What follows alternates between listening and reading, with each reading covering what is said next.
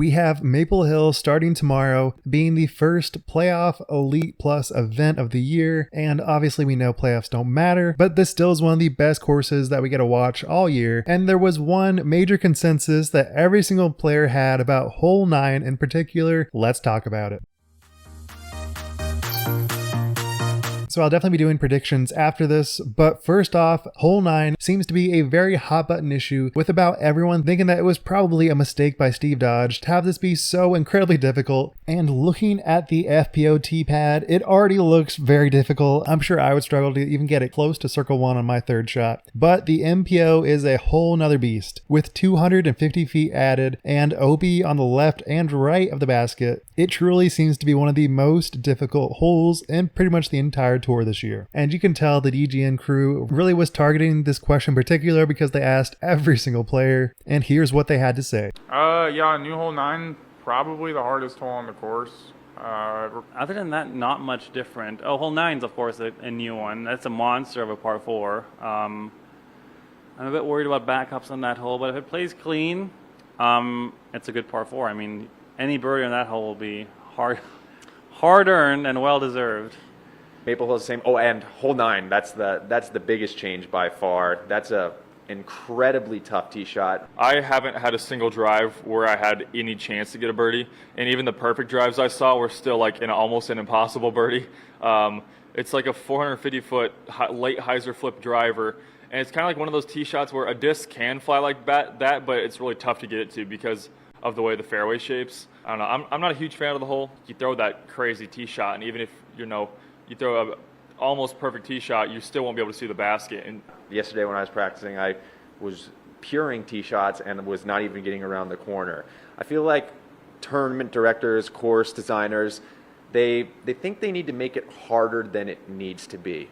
For example, I'd say if that hole was 30 feet shorter off the tee pad, amazing par 4. Push it back another 60 feet, great par 5. So it's kind of right in between. A Steve Dodge special, that hole. I mean, I went through the process a bit of seeing it when it was like a rough cut, and we were trying to figure out how far back should we push the tee pad. And Steve was pointing like way back there, and I was like, Steve, like relax, like let's go a bit closer. And if it was up to me, 2 more trees would have been cut that are on the ones on the right, ones on the left of the fairway. But Steve wanted to make it as hard as possible, and I think it's maybe the new hardest hole on the course.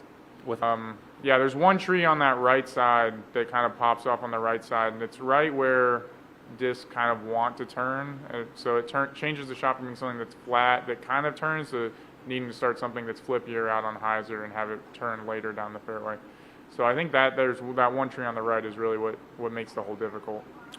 But with that said, these pros have astounded us the entire year, so just because this may not be a very practical birdie chance, it still will definitely get some birdies throughout the entire weekend, I am sure of it. Alright, so on to my predictions. I definitely think that it is going to be more of the same as last year, so I do believe Corey Ellis will have a very strong finish here, and even though I wouldn't say he's doing the best after his European Open win, I do think that he is just suited very well for this course and makes very few mistakes, so I think he will probably get a top 5 finish. Eagle has definitely looked better and better throughout this entire season, and seeing him at Worlds and obviously the win last weekend, I think he definitely has a good shot at getting a top 5 finish, but ultimately I think he's probably not going to pull through because this course is so unrelentless, and I think at times Eagle definitely gets down on himself and sometimes gets a little tilted early on in a 4-round tournament. A sneaky pick is Kyle Klein with a 1066 rated round last year at Maple Hill. He's just very good and clean on these very narrow shots, and I do think that these suit up pretty well for him, so even though I'm not really predicting him to win, I think he'll definitely be in the mix. And before I get to my top contenders, I do think Cole Redolin is going to fall off a little bit here. He has been playing so well these past few events, but I do believe this is one of those events that he probably will just fall off a little bit, but he has definitely proven me wrong in the past, so we will see. Alright, so my top contenders are Simon, Isaac, Gannon, and Calvin. Obviously, it's no hot take to say that the winner last year has a good chance this year, but I do believe that Simon is just the GOAT here. He hasn't necessarily built the course, but he has so much experience, and he's worked with Steve Dodge on on the course. So I think he just knows this so much better than other courses, and being a local here I think really has a bunch of advantages. So while his play wasn't necessarily phenomenal at Worlds, I do believe this is a great chance for him to get another win and continue to silence all those people that think his wins last year were kind of just an anomaly. So for me, Isaac, Gannon, and Calvin are the top contenders. Obviously Isaac is coming off a Worlds win and a near playoff win,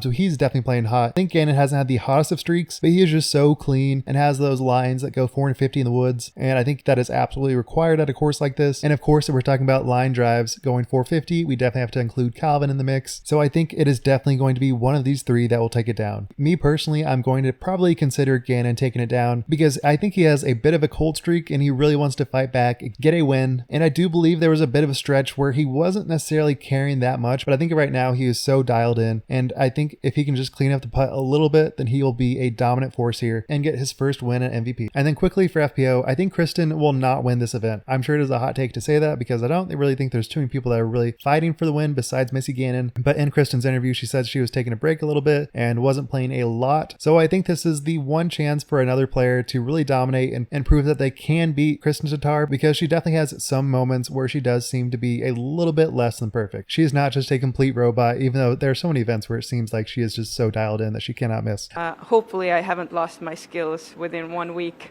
So just having trust in my abilities, I think it's enough right now. I do think this is a perfect chance for a Missy Gannon or for Ella or for a Holland Handley to take it down. So with that said, what do you guys think? Who do you think will take it down for MPO? I still think it's kind of a lock that Kristen wins, but that's just my take. What do you guys think? Make sure to comment down below. Also, be sure to subscribe and check out my brand new bags. I still have a discount for 15% off and free shipping using code WORLDS2023. Wild Runs signing out. Peace.